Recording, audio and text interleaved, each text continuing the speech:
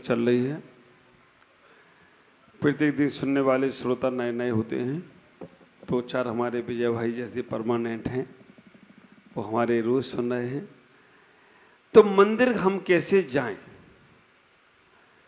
हम मंदिर में सामग्रियों के साथ कैसे अपने भावों को लेकर जाएं? मंदिर में हम सबसे पहले क्या करें? तो पिछली बार मैंने चर्चा की थी कि मंदिर में जी भरकर हमें भगवान को देखना चाहिए। दर्शन के लिए जा रहे हैं, मंदिर में कभी आंख बंद नहीं करना चाहिए। हमें घंटा बजाना चाहिए, परिक्रमा को सबसे पहले लगाना चाहिए, बाद में दर्शन करना चाहिए।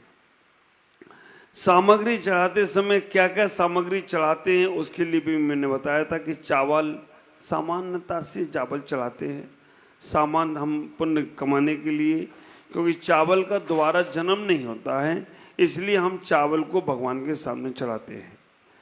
बादाम चढ़ाते हैं तो सांसारिक सुखों की प्राप्ति के लिए। अगर हम लौंग चढ़ाते हैं तो घर में लक्ष्मी की प्राप्ति के लिए। इलायची चढ़ाकर दर्शन करते हैं तो हमारे घर में सुख शांति के लिए। श्रीफल चढ़ाकर करते हैं तो मोक्ष निर्वाण प्राप्ति के लिए। और आप विचार करके रखना, ये सामग्री चढ़ाने के साथ साथ जब हम मंदिर में भगवान के दर्शन करते हैं, पूजन करते हैं, तो आप विचार करके रखना श्रावकों के 6 कर्तव्य बताए गए। देव पूजा, गुरु उपासना, स्वाध्याय, संयम, तप और दान। श्लोक भी आचार्यों ने कह दिया, देव पूजा, गुरु उपासना, स्वाध्याय, संयम, तपा, दानम चेति गृहस्थानाम सत्कर्मणानि दिनते। सबसे पहले उन्होंने कह दिया देव पूजा। और आप विचार करके रखना, देव पूजा अगर तुम्हारे जीवन में आ जाए तो 6 कर्तव्य अपने आप आ जाते हैं। देव पूजा जब करने जाते हो, मंदिर में पहुंचते हो, भगवान की पूजा करते हो, तो जिनवाणी को पढ़ते हो तो स्वाध्याय भी हो गया। देव पूजा, गुरु उपासना, दूसरे नंबर पर क्या है? गुरु उपासना।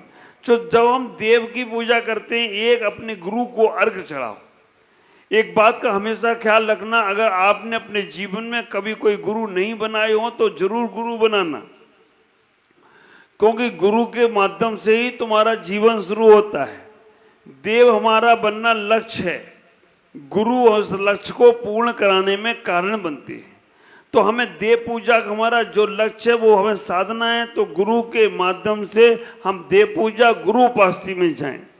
और गुरु बनाने के बाद, गुरु स्वीकार करने के बाद हमें अपने जीवन की भागडोर उन्हें सौंप देना है। अगर हमने अपने जीवन में किसी भी गुरु को स्वीकार किया है तो हम मंदिर में जब भी जाएं तो उनका एक अर्घ जरूर चढ़ाएं। ये नहीं सोचे कि मंदिर वाले क्या सोचेंगे, अरे हमारे गुरु हैं, हम उन्हें अर्घ चढ़ाते हैं तो चढ़ाते हैं, बिंदास बोल के चढ़ाओ, 10 लोग सुने तो सुनने दो। हमारे गुरु हमारे लिए भगवान है। तो दूसरे नंबर पर जब मंदिर में आप जाएं तो देव पूजा के साथ गुरु का अर्घ भी चढ़ाएं। अगर मंदिर में कोई गुरु हैं, अगर वहां नगर में कोई गुरु हैं, आप विचार करके रखना, जिस नगर में आप रह रहे हो उस नगर में गुरु हैं तो आप भले ही उनके पास ना पहुंच पाएं, लेकिन मंदिर में अगर गए हो तो आप उनका अर्घ चढ़ाएं। ये आपकी गुरु उपस्थिति होगी। और आप विचार करके रखना, अगर आपके मन में संदेह और संकोच होता है कि हम नहीं जा रहे, उनको अर्घ चलाएंगे, तो पहुंचेगा कि नहीं? जब सिद्धालय के भगवान के पास तुम्हारा यहाँ का अर्घ पहुंच जाता है और तुमने मंदिर में चढ़ा दिया तो गुरु के पास पहुंचे तो कोई आश्चर्य की बात नहीं होगी। आप ख्याल करना, गुरुओं को तुम्हारे अर्घ की आवश्यकता नहीं है। ये पूजा की सामग्री तुम चढ़ा रहे हो, इसकी आवश्यकता भगवान को है? हाँ, ना भगवान को है ना तुमको है। किसको है? कौन बोला? माली को है। आप विचार करके रखना, ना भगवान को है ना भक्त को है, माली को भी नहीं है। और अगर तुम्हारे मन में ये चल रहा है कि माली के लिए चढ़ा रहे हैं तो तुम विचार करना, भगवान को पहुंची नहीं तुम्हारी पूजा। कई लोग होते हैं जब भाई, ऐसे लोग होते, मैंने उनसे पूछा, इतने छोटे छोटे चावल ले आए तुम, टूटे टाटे। सुपारी पूजा की छोटी वाली, कलकत्ता में तो बड़ी वाली मिलती है, कलकत्ता में तो सुपारी का काम होता है, बड़ी बड़ी सुपारी मिलती है, कई जगह बिल्कुल छोटी सी सुपारी।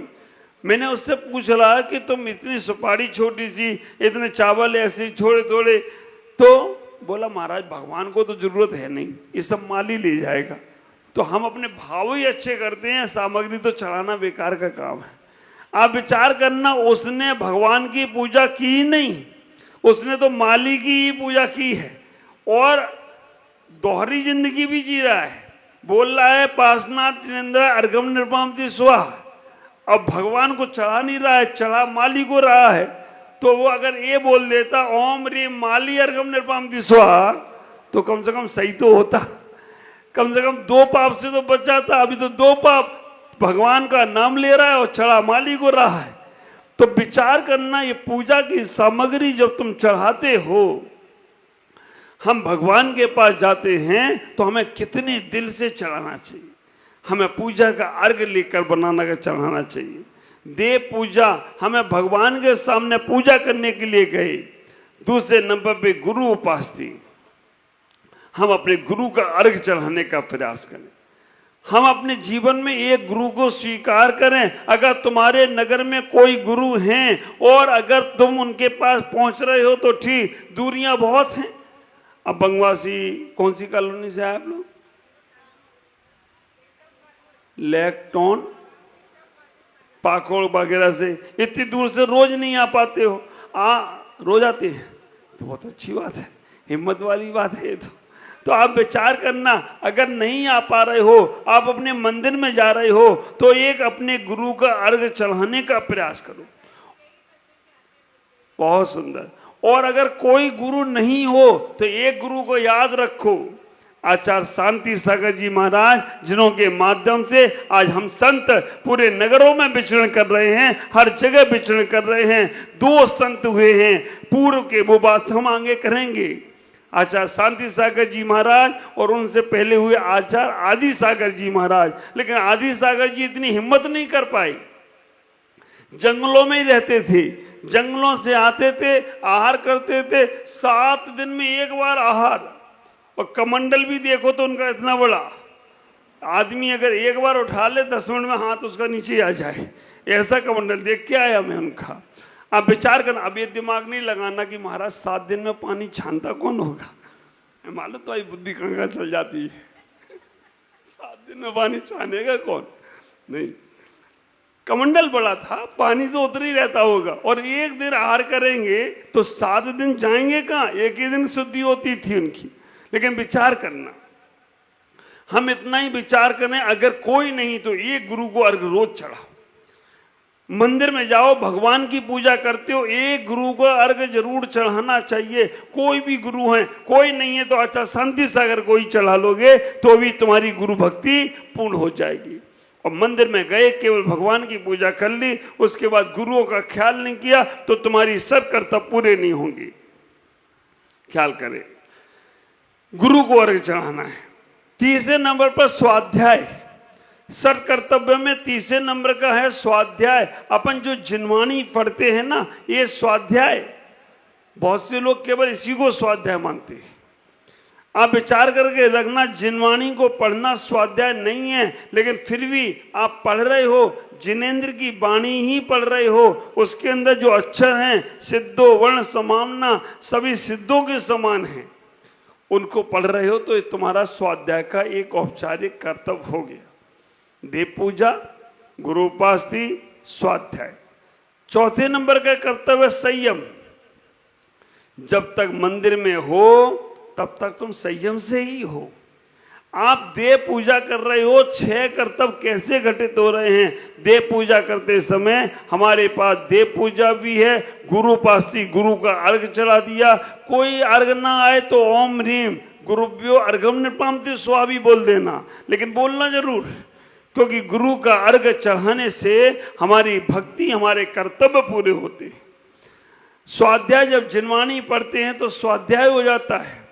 चौथे नंबर पर संयम। मंदिर में जब हम गए तब तक हमने सारे खाने पीने का त्याग कर दिया, हमें उतना संयम हो गया।